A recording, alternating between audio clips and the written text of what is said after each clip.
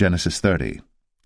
And when Rachel saw that she bare Jacob no children, Rachel envied her sister, and said unto Jacob, Give me children, or else I die. And Jacob's anger was kindled against Rachel, and he said, Am I in God's stead, who hath withheld from thee the fruit of the womb?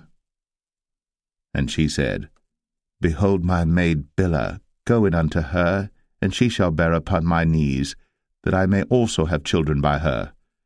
And she gave him Bilhah her handmaid to wife, and Jacob went in unto her. And Bilhah conceived, and bare Jacob a son. And Rachel said, God hath judged me, and hath also heard my voice, and hath given me a son. Therefore called she his name Dan. And Bilhah, Rachel's maid, conceived again, and bare Jacob a second son. And Rachel said, With great wrestlings have I wrestled with my sister, and I have prevailed. And she called his name Naphtali. When Leah saw that she had left bearing, she took Zilpah her maid, and gave her Jacob to wife. And Zilpah, Leah's maid, bare Jacob a son. And Leah said, A troop cometh. And she called his name Gad. And Zilpah, Leah's maid, bare Jacob a second son. And Leah said, Happy am I, for the daughters will call me blessed. And she called his name Asher. And Reuben went in the days of wheat harvest, and found mandrakes in the field, and brought them unto his mother Leah. Then Rachel said to Leah, Give me, I pray thee, of thy son's mandrakes. And she said unto her, Is it a small matter that thou hast taken my husband? And wouldst thou take away my son's mandrakes also? And Rachel said, Therefore he shall lie with thee tonight, for thy son's mandrakes. And Jacob came out of the field in the evening, and Leah went out to meet him, and said, Thou must come in unto me, for surely I have hired thee with my son's mandrakes. And he lay with her that night.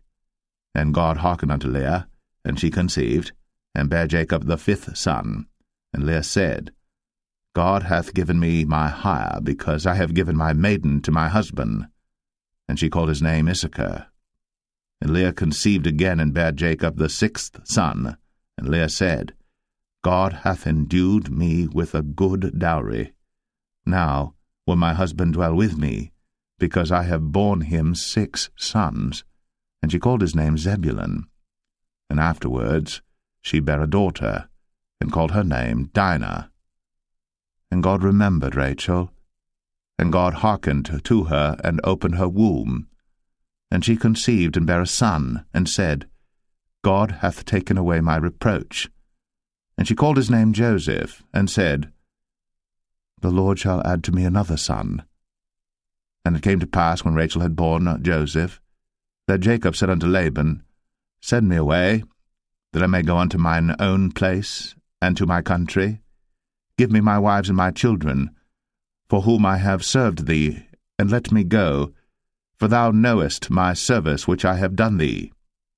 And Laban said unto him, I pray thee, if I have found favour in thine eyes, tarry, for I have learned by experience that the Lord hath blessed me for thy sake. And he said, Appoint me thy wages, and I will give it. And he said unto him, Thou knowest how I have served thee, and how thy cattle was with me. For it was little which thou hadst before I came, and it is now increased unto a multitude. And the Lord hath blessed thee since my coming. And now, when shall I provide for mine own house also? And he said, What shall I give thee? And Jacob said, Thou shalt not give me anything.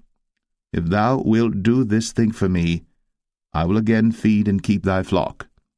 I will pass through all thy flock today, removing from thence all the speckled and spotted cattle, and all the brown cattle among the sheep, and the spotted and speckled among the goats, and of such shall be my hire.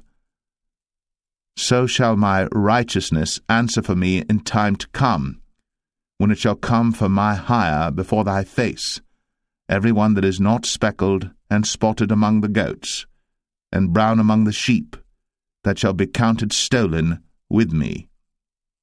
And Laban said, Behold, I would it might be according to thy word. And he removed that day the he-goats that were ring-straked and spotted, and all the she-goats that were speckled and spotted, and every one that had some white in it, and all the brown among the sheep, and gave them into the hand of his sons. And he set 3 days' journey betwixt himself and Jacob fed the rest of Laban's flocks. And Jacob took him rods of green poplar, and of the hazel and chestnut tree, and pilled white strakes in them, and made the white appear which was in the rods. And he set the rods which he had pilled before the flocks in the gutters, in the watering troughs, when the flocks came to drink, that they should conceive when they came to drink. And the flocks conceived before the rods, and brought forth cattle, ring-straked, speckled, and spotted. And Jacob did separate the lambs, and set the faces of the flocks toward the ring-straked, and all the brown in the flock of Laban, and he put his own flocks by themselves, and put them not unto Laban's cattle. And it came to pass, whensoever the stronger cattle did conceive, that Jacob laid the rods before the eyes of the cattle in the gutters, that they might conceive among the rods. But when the cattle were feeble, he put them not in. So the feebler were Laban's, and the stronger Jacob's. And the man increased exceedingly, and had much cattle, and maidservants, and menservants, and camels, and asses.